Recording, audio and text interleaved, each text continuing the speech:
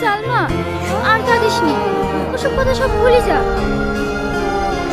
আমি ভেবেছিলাম সাবান আমাকে ভালো, কিন্তু না, এখন দেখছি ওই আমাকে বেঁচে গেল।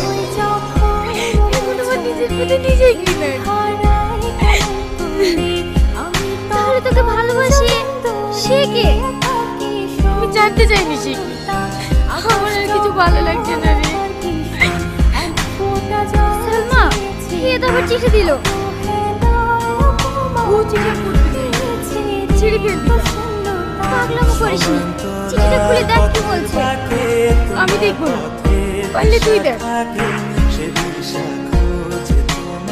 তুমি একটা বুদ্ধ,